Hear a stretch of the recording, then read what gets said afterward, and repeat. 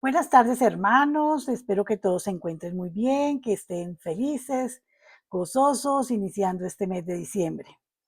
Y saludamos a todos aquellos que nos siguen desde tantos lugares, que son tan amables, que están pendientes de nosotros. Gracias y los bendecimos en el nombre del Señor. Y hoy pregunto, ¿estás siguiendo el ejemplo de María?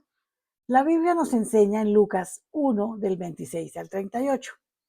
A los 6 meses, Dios envió al ángel Gabriel a Nazaret, pueblo de Galilea, a visitar una joven virgen comprometida para casarse con un hombre que se llamaba José, descendiente de David. La virgen se llamaba María. El ángel se acercó a ella y le dijo: Te saludo, tú que has recibido el favor de Dios. El Señor está contigo. Ante estas palabras, María se perturbó y se preguntaba qué podría significar este saludo. No tengas miedo, María. Dios te ha concedido su favor, le dijo el ángel. Quedarás encinta y darás a luz un hijo y le pondrás por nombre Jesús. María, una joven muchacha, virgen, se había comprometido con un varón llamado José. El compromiso duraba un año y era tan serio como el matrimonio, pues solo podía ser disuelto por el divorcio. Y durante este periodo la pareja era conocida como marido y mujer, aun que no había entre ellos relaciones íntimas. Hasta el momento, ¿qué nos describe el pasaje de hoy? Nos describe que era una pareja común y corriente. A partir de entonces, ambos serían parte de un muy importante historia de la humanidad para siempre. Qué maravilloso y divino privilegio, ¿verdad? Concedido por Dios a aquella virgen. Llevaba en su vientre al Salvador del mundo, Dios mismo hecho carne, por obra y gracia del Espíritu Santo. ¿Cuántas cosas pasarían por la mente de María cuando se le apareció el ángel? Dice este pasaje que cuando le vio se perturbó por sus palabras. Esta fue su reacción inicial. Después, al conocer la noticia de su concepción, el impacto sería aún mayor. ¿Cómo era esto posible? ¿Cuáles serían las consecuencias en su vida? Con seguridad afectaría su relación con su esposo. ¿Le creería él cuando ella le contara acerca de esta aparición? ¿Pensaría él que ella había adulterado? ¿Y qué dirían los demás al verla embarazada? Con seguridad pensarían que había tenido relaciones sexuales antes del matrimonio. Sin duda, su reputación y la de su marido estaban en grave riesgo. Hasta su propia vida podría estar en peligro, pues las leyes judías establecían que en caso de adulterio, la mujer debería morir apedreada. Sin embargo, la respuesta de María refleja el carácter muy especial. Mujer piadosa, humilde, llena de fe, amante de Dios, escogida para llevar en su seno al Redentor del mundo. Y sobre todo, mujer de obediencia, ejemplo e inspiración para todos nosotros. Entonces María le dijo al ángel: He aquí la sierva del Señor, hágase conmigo conforme a tu palabra. Qué preciosa actitud la de María, ¿verdad? Ciertamente se requiere una fe muy grande para someterse a la voluntad divina, considerando todos los inconvenientes y dificultades que rodeaban la situación. Reflexiona en este maravilloso ejemplo y haz todo lo posible por imitar esa actitud de María cuando se presente ante ti la oportunidad de obedecer a Dios en medio de las circunstancias difíciles e inciertas en tu vida. No olvides que esto solo es posible a través de una relación muy íntima con el Señor, la cual podemos lograr por medio de la lectura de su palabra y pasando tiempo en oración cada día en nuestras vidas. Créale al Señor, confíe en el Señor, piense que todas las cosas que a su alrededor suceden porque Dios se las permite para su vida. Goces en todo tiempo, en todo lugar. No solamente goce en este tiempo de Navidad, gócese todo el año, gócese todo lo que el Señor le da, lo que recibe, lo que no va a recibir también góceselo. No era para usted. Sienta la felicidad de ser obediente a las cosas de Dios. Que ese sea el verdadero ejemplo de María, ese a seguir. esa lealtad, esa dedicación y ese amor hacia el Señor. Vamos a orar. Padre Santo, yo te ruego que nos ayudes a imitar el ejemplo de María cuando nos encontremos en medio de una situación en que debemos obedecer tu palabra. Pueda que traiga malas consecuencias a mi vida, pero tú vas a enderezar las cosas para que así no sea. Por favor, aumenta la fe de todos nosotros y el valor para hacer siempre tu voluntad, Señor. Esto te lo pedimos en el nombre de nuestro Señor Jesucristo. Amén, amén Y y amén. amén. Los dejo en compañía de nuestro amadísimo pastor John Hart. Amén. Y amén y amén. Muy buenas tardes a todos. Que reciban un fuerte abrazo desde la distancia, donde sea que estén, donde sea que nos esté viendo, escuchando. Pues bueno, espero que también otros se estén conectando por la influencia suya, porque usted no se queda con nada guardado. Eh, Qué bueno reflexionar sobre la palabra de Dios. Han sido días maravillosos en cuanto a el poder entender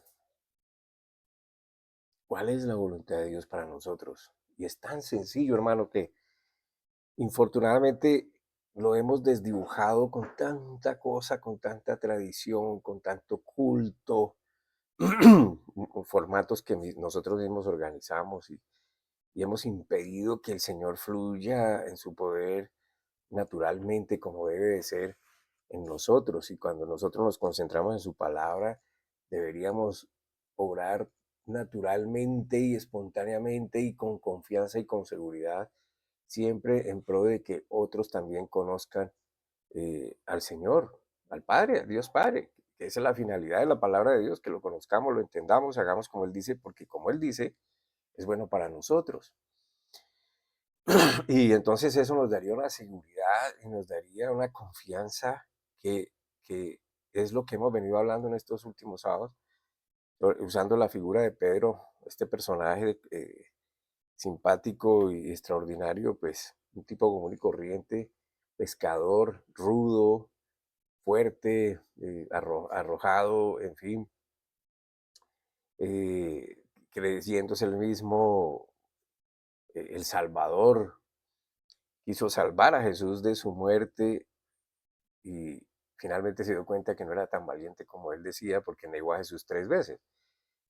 Pero lo hemos visto en dos ocasiones que he citado en los sábados pasados sobre su historia al principio con Jesús y al final con Jesús resucitado, cómo las actitudes cambiaron, cómo su temor se fue, cómo él, la visión sobre sí mismo cambió. Al principio era, Señor, no soy digno de ni siquiera que me mires, no soy digno de nada de ti, aléjate de mí, yo soy un pecador. ¿Y qué cambió en Pedro? Simplemente que entendió el amor y la fe del Señor Jesucristo y al final entonces corrió hacia él ya sin ningún temor y sin ninguna duda, porque entendió el mensaje, entendió el amor de Dios y eso es lo que tenemos que comprender, hermano. Y la vida de Pedro de ahí en adelante cambió. Él no siguió siendo el mismo tipo y no se volvió a mirar de la misma manera condicionado al pecado, sino que él se vio libre del pecado, se vio libre de esa culpa. Seguramente falló, quién sabe cuántas veces. Bueno, también lo vemos por ahí en un diálogo con Pablo. Pablo lo reprende porque él estaba enseñando un evangelio que no era. A los judíos les enseñaba el judaísmo y a los gentiles quería enseñarles el judaísmo y Pablo lo reprende, le dice, esa no es la enseñanza correcta. Tiene que enseñar la gracia del Señor y Pedro entendió y bueno, en fin, pero entonces esa actitud de Pedro nos debería a nosotros también dar esa confianza. ¿Por qué Pedro corrió hacia el Señor cuando lo vio, entendió que era él, porque no lo había reconocido, perdón, y se lanza al agua y va hacia él confiado y seguro de su amor por él? Y eso debería darnos la palabra a nosotros, no debería crear un formato religioso donde nosotros llegamos, oramos, cantamos y luego recibimos la palabra y nada más pasó. Y todavía algunos se siguen preguntando, ¿y cuál será la voluntad de Dios para mí? Y es que yo no entiendo qué Dios quiere para mí. Pues, hombre, por favor, pues no hemos entendido. Y parte de todo lo que se hace en estas congregaciones, pues no orientan a la gente en este sentido y eso es lo que queremos, o por lo menos de este lado, romper. Romper. Usted es un hijo de Dios, si usted le cree al Señor, Si usted cree en lo que Él hizo por usted, usted es hecho hijo de Dios, Él lo hizo hijo de Dios, esa es su soberanía. Y podemos gozar como hijos de esa paternidad. Podemos acercarnos a Él confiadamente. Eso nos debería producir un cambio y debería darnos un entendimiento sabio de qué es el pecado. Y como me gusta definirlo a mí, el pecado es todo lo que atenta contra todo su ser, contra su espíritu, contra su alma, contra su cuerpo. Y aún aquello que usted considera placentero, si usted medita en esto, pues, se va a dar cuenta. Yo le preguntaba a un amigo que me decía, no, es que uno no puede, es que yo he tratado de dejar de beber y no, y he pasado días muy aburridos y me fui de vacaciones y pasé aburrido porque no me tomé un trago. Le dije, bueno, esa es la forma en como usted quiere vivir las cosas. Y pues yo le hago una pregunta, ¿y qué pasaría, qué sería la causa para que usted dejara de beber? Me dijo que me enfermara. Y dije, ¿se da cuenta?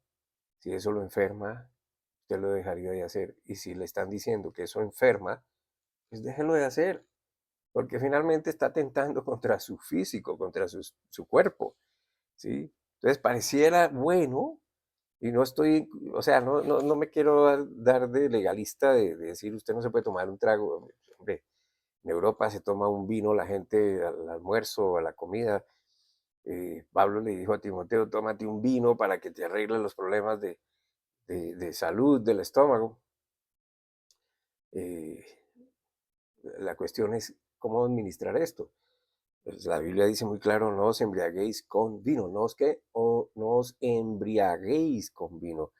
Entonces no es dejarnos dominar al punto de que esto administra nuestras vidas y ya dependamos a tal punto de que ni siquiera podemos tener un rato agradable, porque si no estamos bajo el efecto del trago, pues no estamos contentos, entonces, pues eso ya no está administrando, de hecho. Entonces, pues deberíamos aprender a cómo, qué es lo que nos daña, qué es lo que nos afecta y finalmente el pecado, lo que afecta contra su cuerpo, contra su alma, contra su espíritu, pues lo va a alejar de Dios tarde o temprano, lo va a alejar, eso es evidente, eso está asegurado. Amén. Entonces, por eso hoy quiero continuar, hermano, con esta enseñanza sobre acercarnos a Dios confiados y seguros de su grande y profundo amor, que es tan especial, que dice él mismo que nada podrá separarnos de ese amor. Usted lo puede leer ahí en Romanos. En Romanos lo puede leer, ni lo ancho, ni lo profundo, ni lo angosto, ni lo creado, ni lo por crear, ni los ángeles, ni potestades, ni nada puede separarnos del amor de Dios. Pero usted sí se puede separar si quiere. Se puede dejarlo ahí, pero Él, su amor ya está dado. Entonces debemos entender esto porque la gran mayoría de personas quieren reemplazar la justicia que se materializó en Jesús para ellos mismos pagar por sus pecados acudiendo a su propia justicia como lo hizo Judas Iscariote. Quieren enmendar con sus obras lo que solo Dios, por gracia, que a mí me gusta también definirlo, amor, quiere otorgarnos. Hemos definido varias veces acá gracia, y gracia es un regalo que no merecemos, y ese regalo es la salvación por causa del amor de Dios hacia nosotros. De tal manera amó Dios al mundo que dio a su Hijo unigénito para que todo aquel que en él crea no se pierda, mas tenga vida eterna. Porque no vino Jesús a condenar, sino a salvar. Entonces fíjese que es por amor, por amor. Y si entendemos esto, pues yo recibo su justicia que me cubre, lo que Él hizo por mí, para mi perdón, para mi santificación, para yo ser adoptado como su hijo, yo lo recibo. Yo no tengo que hacer nada más. Entonces, si hay personas que lo quieren hacer, Judas Iscariote, el que vendió a Jesús por unas monedas de plata, eso fue lo que hizo. Cuando él entendió lo que había hecho, en lugar de acogerse al amor de Jesús, que el mismo amor que le ofreció a Pedro, que lo negó, Judas decidió tomar justicia por su mano y quitarse la vida. Entonces pretenden ellos, por medio de la oración dirigida a la degradación de sus personas, sentirse aprobados por Dios. como Pablo en el capítulo 6, miserable de mí, ¿quién me librará de este cuerpo, de este cuerpo de muerte? Amén. Entonces él enseguida en el versículo capítulo 7 pues habla sobre la gracia en Jesucristo. Yo tengo un amigo muy querido que él me contaba su historia, muchos años, que no haya entendido la gracia. Él en la iglesia se desplomaba y él luchaba con sí mismo y tenía problemas de muchos índoles, morales, espirituales, físicos, y él hacía esa oración y decía, miserable de mí, ¿quién me podrá librar de este cuerpo de muerte? Y cuando él entendió la gracia, le cambió la vida en absoluto. Ojalá Dios quiera lo pueda tener un día con nosotros acá para que nos enseñe.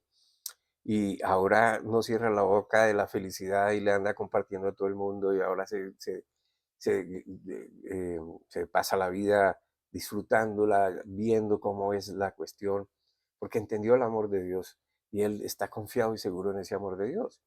Entonces, si no conocemos el amor de Dios que se manifestó en Jesús por cada uno de nosotros, nunca vamos a correr confiados, seguros y gozosos a su presencia. Siempre vamos a tener alguna excusa, algún obstáculo, siempre vamos a rechazar esa presencia, siempre vamos a estar pendientes de otras cosas, siempre vamos a sobreponer ante esta oración, ante esa presencia divina cualquier cosa. Y para la mayoría de las veces vamos a acusar a alguien. Por lo general acusan al pastor, es que el pastor se metió en el matrimonio, es que el pastor no oró por mí, es que el pastor nunca me llama, es que el pastor se olvidó de mi cumpleaños, es que el pastor como ya no se congrega, es que el pastor como decidió irse, es que como el pastor y el pastor y el pastor. Y dice, ¿usted qué está haciendo por su fe? Esto no depende del pastor, esto depende de usted y Dios. Háganlo, hagan como el Señor le dice. ¿Qué tal María? En ese tiempo vaya a correr al rabino a preguntarle si lo que Dios le dijo era verdad. Ella decidió creerle a Dios, como dijo Cielo. Bienaventurados aquellos que creen, aún sin ver. Entonces, ¿qué te mandó a hacer Dios? No qué te mandó a hacer el pastor, no qué te mandó a hacer la congregación. ¿Qué te mandó a hacer Dios?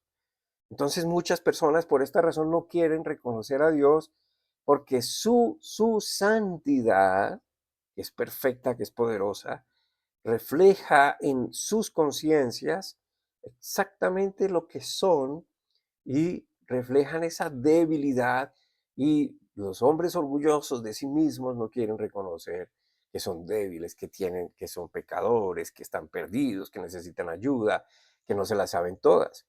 Entonces el pecado, que para muchos es placentero, no comprenden que es autodestructivo. Creen que necesitan de ese placer, de ese momento agradable, entre comillas, como alguien me decía, pero es que el pecado es rico. Pues depende de cómo lo vea, hermano. Sí, usted va a satisfacer algunos deseos de la carne, sí, pero ¿cuánto le dura? ¿Qué le trae como consecuencia? ¿Qué pensamientos crea? ¿Cómo se siente usted después de? En fin, entonces, sí, yo no estoy diciendo que no tengamos derecho a divertirnos, pero ¿cómo nos divertimos? Destruimos nuestra vida, nos afectamos a nosotros mismos, afectamos a otros, en fin. Entonces tenemos que identificar qué es lo que me hace daño, que eso es pecado, porque la gente dice todo lo que desagrada a Dios, pues claro, piense que al papá le gusta que su hijo se haga daño, pues él se desagrada, pero ¿quién está recibiendo el daño? Pues uno mismo, ¿ven? Entonces, ese placer que sienten y creen que con esa felicidad momentánea, ese placer que les produce cierta alegría, gozo, lo que sea, desenfreno, se sienten felices. He escuchado personas que dicen que la vida hay que vivirla como venga, porque esa es la realidad, que hay que aventurarse a todo sin importar lo que sea, porque eso es vivir la experiencia, que es lo que finalmente uno va a vivir y es con lo que finalmente uno se queda. Y pues yo respeto eso, pero pues no estoy de acuerdo con eso. No estoy de acuerdo. No digo que no haya cosas que sean buenas, ¿sí? Conocer, disfrutar, pero hay otras que finalmente lo que están haciendo es autodestruyendo nuestro ser. Entonces, y no entienden estas personas, no entienden que con esa clase de experiencias desordenadas, es lo que cada vez más los está alejando de Dios. Revise su carácter, hermano, revise su comportamiento, revise cómo usted habla y cómo usted responde. Amén. Porque lo que usted más critica de los demás es lo que le molesta de usted mismo. Así que revísese. Pues, esto lo he aprendido en persona. Amén. Entonces, pues, analícese y mire a ver, el pecado en las personas no les permite resistir a la santidad de Dios. Entonces, si usted, por ejemplo, comienza a buscar excusas para no acercarse a Dios, disfrutarlo, para no de pronto conocer personas que para transmitirle, como hizo el Señor vino y caminó y conoció y se fue a los pecadores y les habló y les dio esperanza y les dio amor. Si usted no está imitando eso, porque Pablo lo enseña, sed imitadores de mí como yo de Jesucristo, y Pablo hizo lo mismo, fue y conoció y se arriesgó. ¿Para qué? Para con el fin de llevar esa esperanza, ese mensaje. Amén.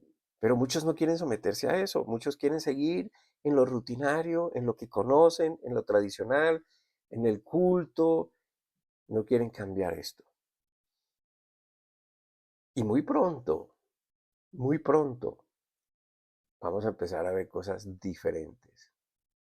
Mucha gente no lo ha notado, pero ya empezaron el control, ya se empezó la administración de la mente. Y usted puede pelear conmigo por lo que va a decir. Seguramente va a recibir críticas, porque hay gente que se sienta a verme nomás para criticarme hasta cómo hablo, no para escuchar. Pero la inteligencia artificial se está convirtiendo en el pensamiento de las personas, en la mente de las personas. Ahora los gobiernos, las empresas, las personas están usando la inteligencia artificial para saber qué hacer, cómo vivir, cómo invertir, cómo solucionar lo que sea en la vida. Y es muy fácil. Celular, celular. Y todo está controlado por dos o tres poderosos en el mundo. Elon Musk es una de estas personas. Él tiene satélites, él tiene señal para compartírsela a todo el mundo donde sea. Él está sacando un celular nuevo que se puede usar en donde sea con su sistema, con su, bueno, no sabría decir muy bien esto, pero es como su sistema operativo y que vamos a recibir por ahí. A usted lo van a estar siguiendo todo el tiempo. Y a usted lo van a estudiar todo el tiempo y a usted le van a dar lo que usted busca, su inclinación a lo que usted busca. Y le van a responder a lo que usted quiere. Y seguramente lo que usted quiere oír se lo van a decir.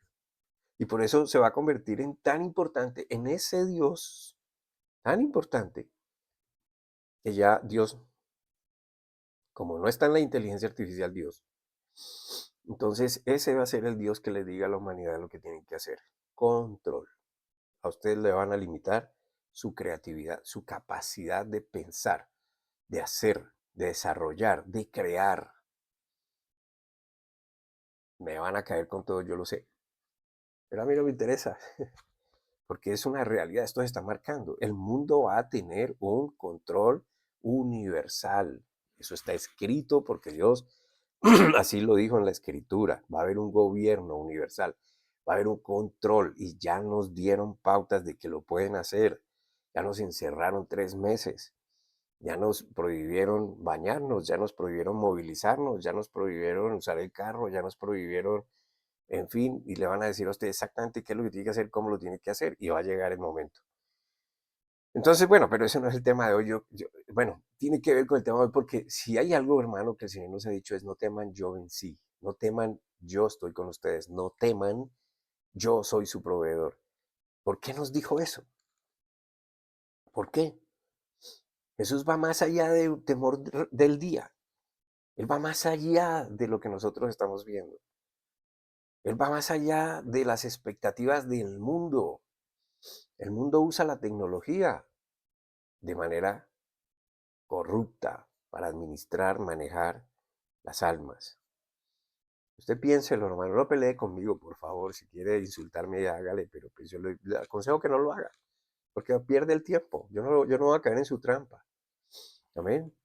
Entonces, cuando la gente ve que es más fácil someterse a otras cosas que a Dios, porque cuando nos acercamos a Dios y no entendemos el amor de Dios, esa perfección de Dios nos perturba, nos tira al piso, no queremos saber nada.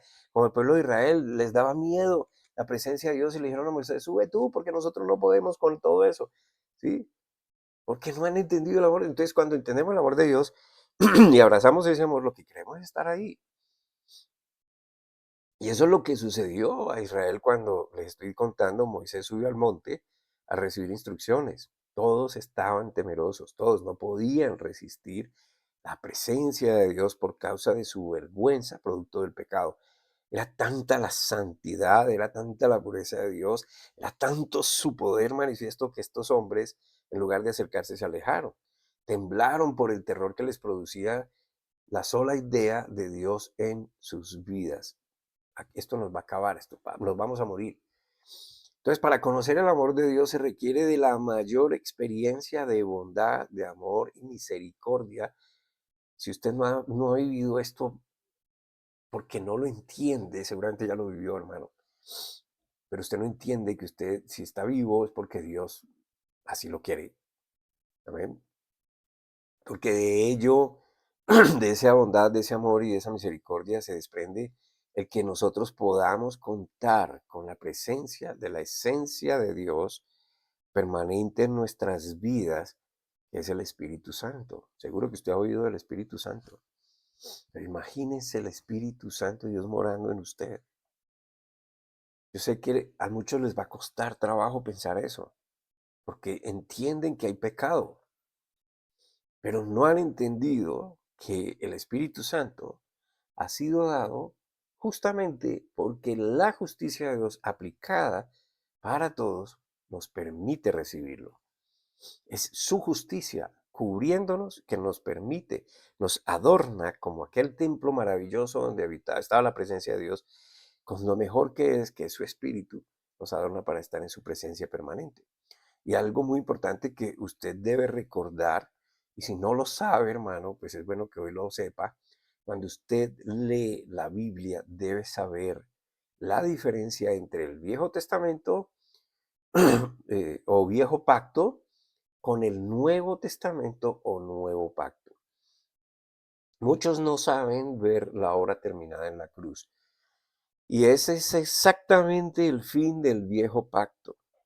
La resurrección de Jesucristo inicia el nuevo pacto donde a los hombres nos dan las buenas nuevas. El evangelio, eso significa buenas nuevas de que no es por ningún esfuerzo humano, por mérito humano, sino por los méritos del mismo Dios que se hizo hombre llamado Jesús. Amén. Entonces, cuando usted lea la Biblia, sobre todo en los testamentos, Mateo, Marcos, Lucas y Juan, es Viejo Testamento hasta cuando Jesús muere y resucita.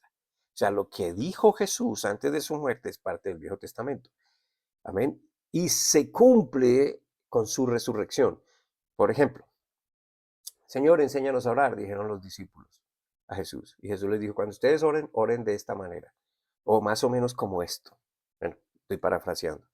Padre nuestro que estás en el cielo, santificado sea tu nombre. Venga a nosotros tu reino, hágase tu voluntad como en el cielo, así en la tierra. Danos hoy nuestro pan de cada día, perdona nuestros pecados. Claro, todo esto no había pasado porque Jesús no había muerto y resucitado. Entonces no teníamos acceso al Padre, no se había dado el Espíritu Santo. Él muere y da el Espíritu Santo. Por eso él dijo, yo voy a irme, pero les voy a enviar. Que se haga su voluntad. Se hizo, se cumplió, porque Él murió y resucitó y entonces abrió las puertas del cielo a los que creen. Amén. Mató, o más bien, no mató, sino le quitó las riendas de la vida de nosotros a Satanás. Y hay gente que no va a creer esto, pero estábamos bajo el poder de Satanás, o hay algunos que todavía siguen bajo el poder de Satanás porque se quieren ver como Satanás quiere que se vean, no como el Señor quiere que nos veamos. Y la Biblia es muy clara, él dice que él venció y que él vino a establecer el reino de Dios y lo estableció con su resurrección y nos empoderó con el Espíritu Santo y nos dio la palabra, la revelación de la palabra, porque esa palabra es la verdad de Dios que hace libre a las personas. Conoceréis la verdad y la verdad os hará libres. Amén.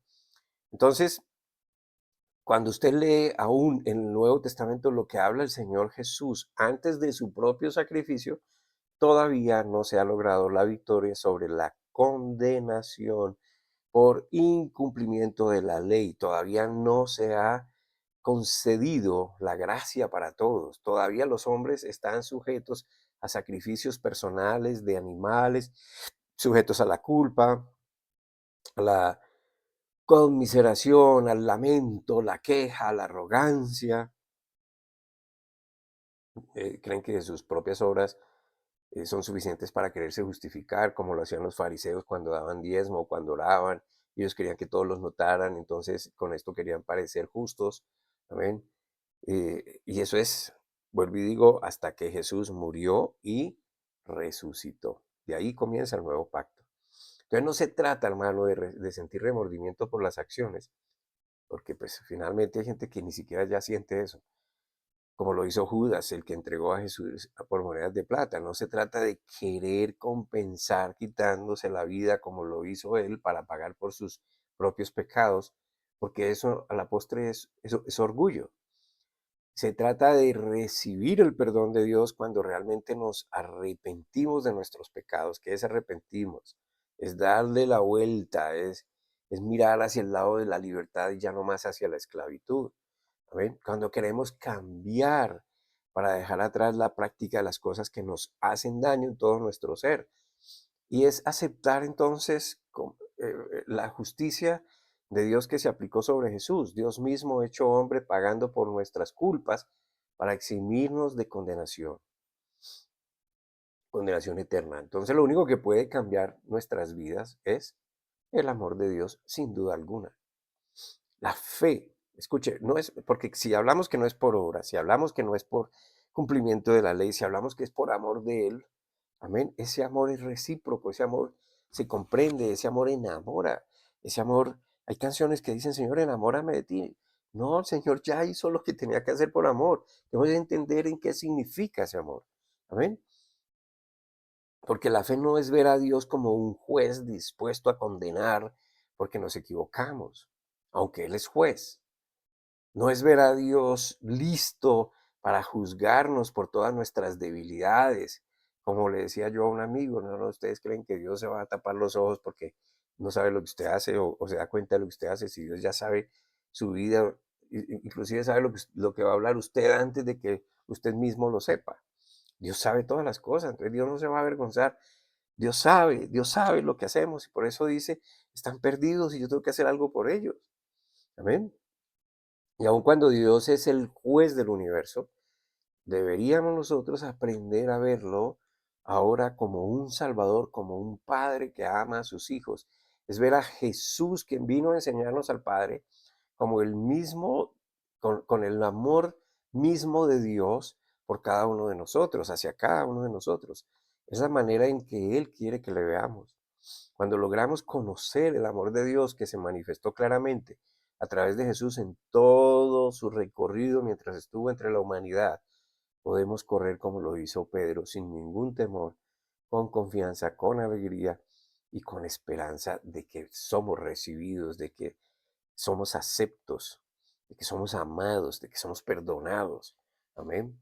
Y ese amor debería ayudarnos a nosotros a corregir nuestro camino.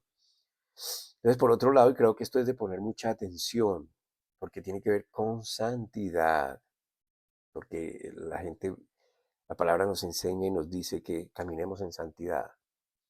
¿Qué es caminar en santidad? Hermano, no es ser impecable, porque la gente confunde, es que nos vamos a equivocar, amén. Y no porque nosotros querramos equivocarnos, sino porque todavía estamos en un cuerpo que no ha sido transformado. Y ese cuerpo tiene unas emociones ya, tiene una memoria y a veces nos incita a hacerlo equivocado.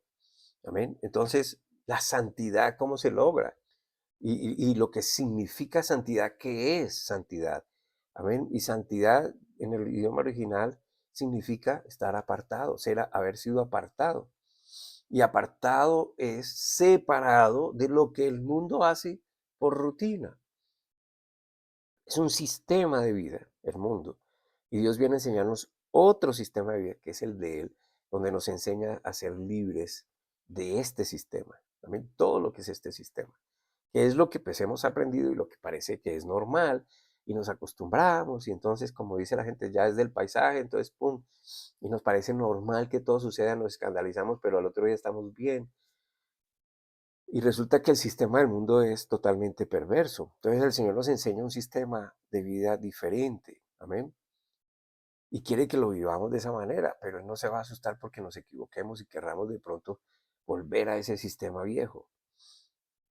Entonces, porque apartado no es que no fallemos en cuanto a, a- a- a cosas que son delicadas. Apartado significa, por ejemplo, estar en paz. Apartado significa, por ejemplo, no estar envuelto en ese estrés que el mundo nos produce, en esos afanes.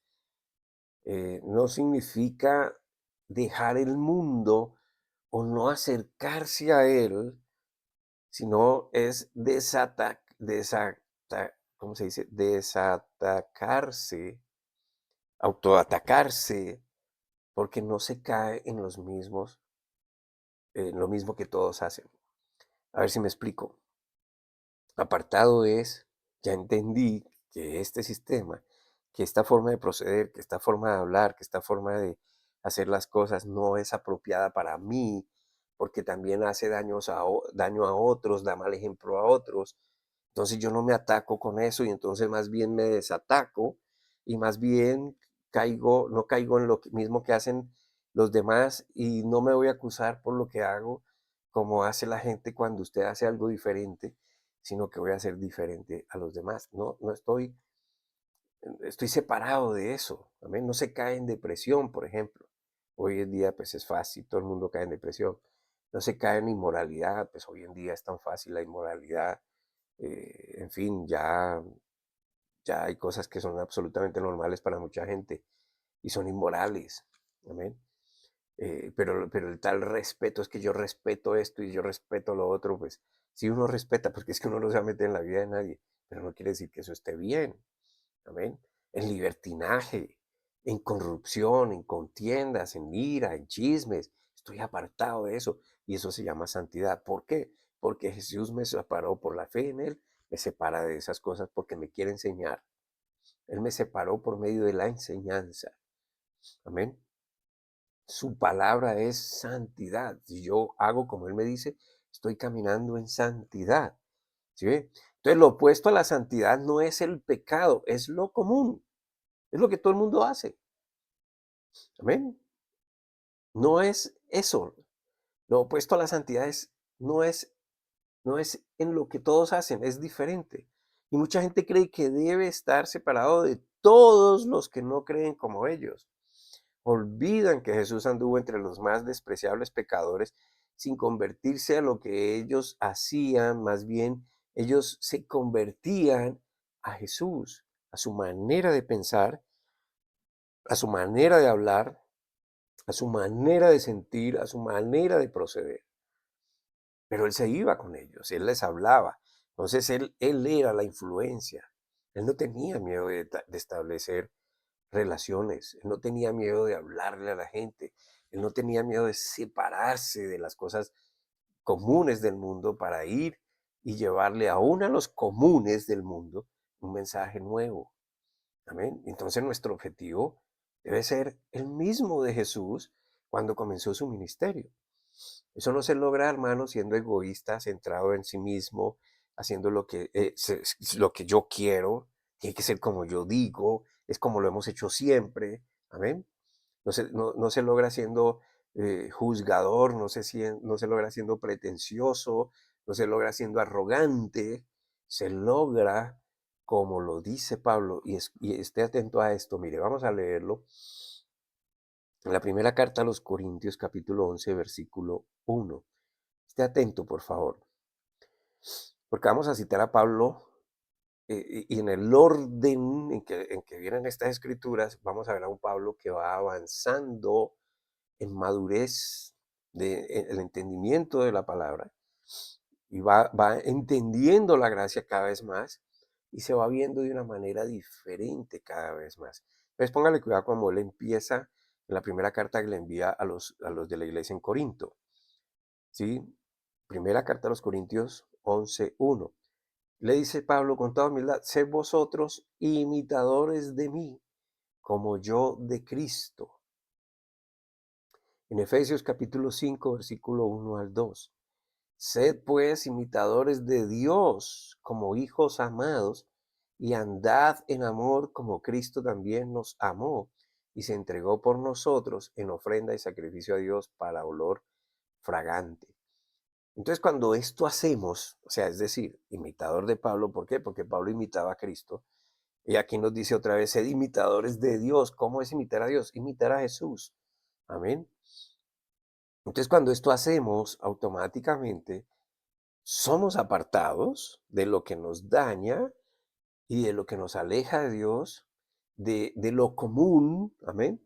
Porque recuerde mi propia definición de pecado y lo vuelvo a repetir. Es todo lo que atenta contra mí mismo, en espíritu, alma y cuerpo. Así que el amor de Dios es lo que nosotros necesitamos conocer para estar seguros y confiados. Vamos por favor otra vez a Efesios 5, pero vamos a leer del 8 al 9. Porque en un tiempo erais tinieblas. Pablo le dice a la iglesia en Éfeso que estaban perdidos, mas ahora sois luz en el Señor. Comportaos como hijos de luz, porque el fruto de la luz es en cada uno bondad y justicia y verdad. Entonces ustedes ahora ya son los que iluminan el mundo. ¿Cómo lo iluminan? Llevando un mensaje de salvación, de amor, que produce un fruto y es la transformación de nuestro propio carácter. El amor de Dios comprendido, aceptado y vivido es lo que transforma nuestra vida, permitiendo que nos veamos de manera diferente a nosotros mismos. Desde esa perspectiva de Dios, como nos mira Dios, y no la que nos acostumbramos a ver siempre, que lo hemos aprendido del mundo. Entonces, ¿cómo nos vemos? ¿Cómo nos vemos? Analícese. ¿Qué es lo que usted ve? ¿Qué es lo que usted siente y piensa de sí mismo? ¿Cómo usted se define a sí mismo? ¿Perdedor, tramposo, iracundo, egoísta, vicioso, porquería, eh, el de menos, el más de malas, el más bruto? Perdón las palabras, pero pues, en fin, o una persona valiosa, porque Dios dio su vida, Jesús dio su vida por usted. ¿Por qué la dio? ¿Porque usted es muy bueno? ¿Porque usted es brillante? ¿Porque usted es la solución del mundo? No, hermano, porque Él quiere su salvación, porque Él quiere que usted esté con Él.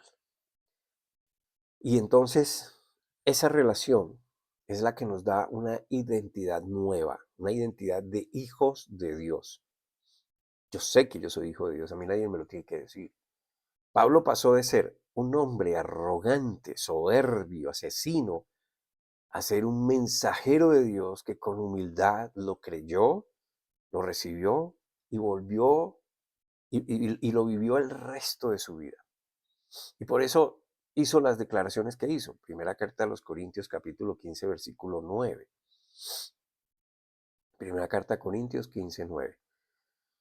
Pues yo soy el más insignificante de los apóstoles, que no soy digno de ser llamado apóstol porque perseguía la iglesia de Dios.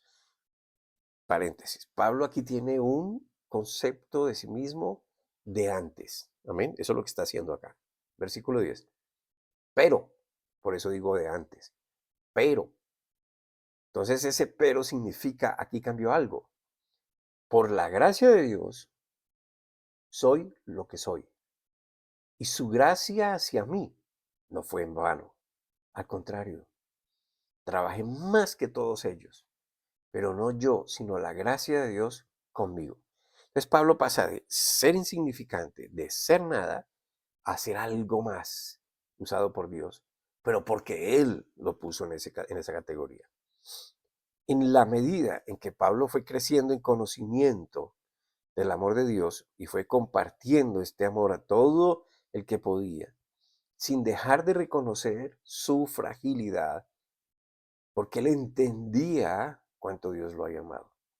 Y esta carta a los Corintios fue una de las primeras que Pablo escribió a los hermanos. Pero una de las últimas fue la carta a Timoteo, donde aún reconociendo su fragilidad, también exaltó la misericordia y el amor de Dios como su gran fortaleza. Por eso dijo así, en la primera carta a Timoteo capítulo 1, versículos 15 al 17. Palabra fiel y digna de ser recibida por todos, que Cristo Jesús vino al mundo a salvar a los pecadores, de los cuales yo soy el primero. Pero por esto fui recibido a misericordia, para que Jesús Cristo mostrase en mí el primero toda su clemencia, el primer pecador, toda su clemencia, para ejemplo de los que habrían de creer en él para vida eterna. Primero el pecador. Si hay pecador, yo soy el primero. Pero Jesús, por su misericordia, me escogió. Fui recibido por él, por su amor, para que él en mí pudiera mostrarse como ejemplo a otros. ¡Wow! Pasó de ser cola a ser cabeza. Por la gracia de Jesús. Versículo 17. Por tanto, al Rey de los siglos, Dios, inmortal, invisible, al único Dios, sea honor y gloria por los siglos de los siglos. Amén. ¿Usted puede decir eso? ¿Usted puede decir que ya no es lo que usted era y que por el amor de Dios y esa bondad de Dios y esa misericordia de Dios, usted ahora es ejemplo para otros? Aun cuando el amor de Dios nos apartó de la condenación y nos llevó a Él, todavía hay pecado en nosotros. Escuche, no estoy negando la gracia, pero no por eso, no porque todavía se manifiesta el pecado, vivimos como pecadores, porque el pecador vive derrotado, el pecador vive amenazándose, señalándose, dejando que todo lo acuse, con temor, con miedo. Todavía vive queriéndose esconder de la santidad de Dios, todavía quiere vivir y pagar por sí mismo, todavía quiere hacer obras de caridad para ver si Dios lo ama. Amén. Esa es la vida del pecador. El pecador todavía vive dándose golpes en el pecho, por mi culpa, por mi culpa, por mi gran culpa. El pecador todavía quiere hacer pactos con Dios para ver si Dios se apiada de él, para ver si le va bien en la vida. El pecador todavía se maldice a sí mismo. Que yo sufra y que yo pierda y que yo esto y que yo lo otro, con tal de que. No, usted no tiene que hacer eso. Esa es la vida del pecador. Vivamos, entonces divirtámonos porque ya no tenemos solución. Esa es la vida del pecador. Pero ¿a quién le importa si es mi vida? Esa es la vida del pecador. Porque a Jesús sí le importó su vida, hermano. Entonces no vivimos como ellos ya. Porque de hacerlo así, nuestros pensamientos, nuestros sentimientos, nuestras emociones, nuestra inteligencia, nuestras decisiones serán contaminadas por una actitud caída y derrotada. La realidad de Dios para nosotros es que dejemos de mirar esa identidad caída, derrotada, para concentrarnos en la nueva identidad victoriosa, llena de amor y experimentando el poder mismo que levantó a Jesús de entre los muertos, el poder del Espíritu Santo. Espero que me esté haciendo entender. No es que usted se vuelva soberbio y arrogante, no, hermano, al contrario. Usted ya sabe que su vida está en las manos de Dios. Usted ya sabe que le pertenece a Dios. Usted ya sabe para dónde va. Usted ya sabe que nada, mientras esté en este mundo, que su papá Dios no lo va a abandonar, nunca lo va a dejar, que le va a proporcionar lo que usted necesita. Amén. Y esa es la vida del victorioso. Usted ya no depende de las cosas materiales. No estoy diciendo que no las tenga, pero su vida no depende de eso. Su alegría no depende de eso. Usted ya no está esclavizado a las personas. Usted ya no está esclavizado. Usted ya tiene una relación con Dios. Entonces, Pablo, al reconocerse como el primero de los pecadores, lo que estaba haciendo era engrandeciendo la gracia de Dios. Yo era el primero, pero tú me salvaste. Yo era el más malo, pero tu misericordia se manifestó en mí. Yo era lo que todo el mundo quería desechar, pero tú me amaste. No estaba mostrándose por ser pecador, sino reconociéndose el primero de los salvados de su miserable condición de pecador. El primero en ser renovado de esa condición y el primero en gozarse por ese amor fortalecedor de Dios que lo regeneró. La última escritura, para que por favor medite en ella, le pida a Dios que le dé revelación, la profundidad de su mensaje y usted puede acercarse a Dios seguro y confiado. Recuerde que es usted el que decide creer, nadie puede creer por usted, amén. Nadie puede decidir creer por usted, pero también creer en Dios, creer a Dios requiere de fe en Él. Romper con esos formatos sólidos en su mente que no permiten salir de tradiciones, de realidades del mundo, de conceptos de hombres, siempre acorralados por sus límites en cuanto a poder, sabiduría y presencia. Conocer la palabra de Dios es recibir fortaleza, hermano, porque hemos entendido que Dios nos amó, hizo el sacrificio en sí mismo, tomando nuestro lugar con Él, con ese objetivo de que siempre nosotros podamos confiar en Él, correr a Él y seguir de su mano sin tener que detenernos para nada.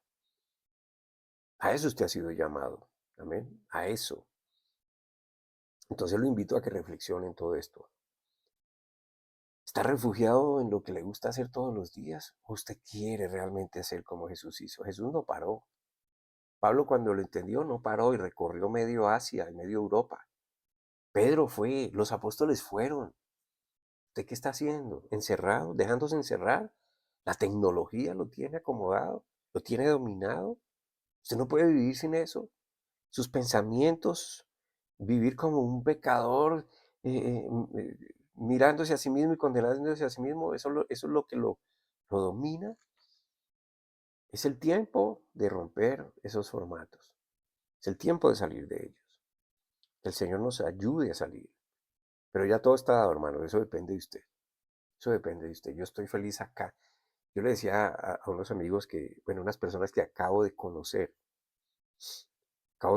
son de diferentes creencias, pero quieren conocernos, Dios, ni que fuéramos Pablo, Pedro o el mismo Jesús, porque para ellos el que estemos acá es inspirador y quieren aprender de esa fe, porque aquí estamos por la fe en Jesucristo.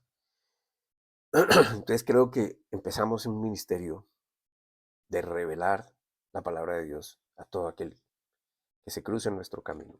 Creo que es el inicio ahora. Usted puede hacer lo mismo, acá o allá, donde usted quiera, hermano. No hay límites. Cuando eso hacemos, el Señor nos provee los recursos necesarios. Amén.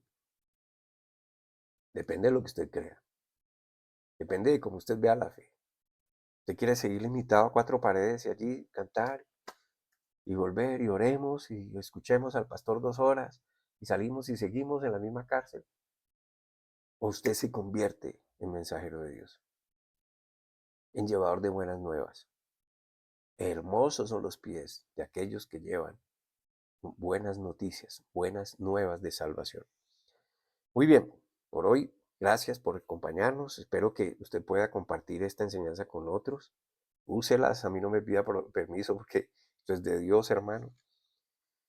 Y damos gracias de nuevo a las personas que se están bendiciendo a sí mismas, ayudándonos a seguir adelante con sus pertenencias.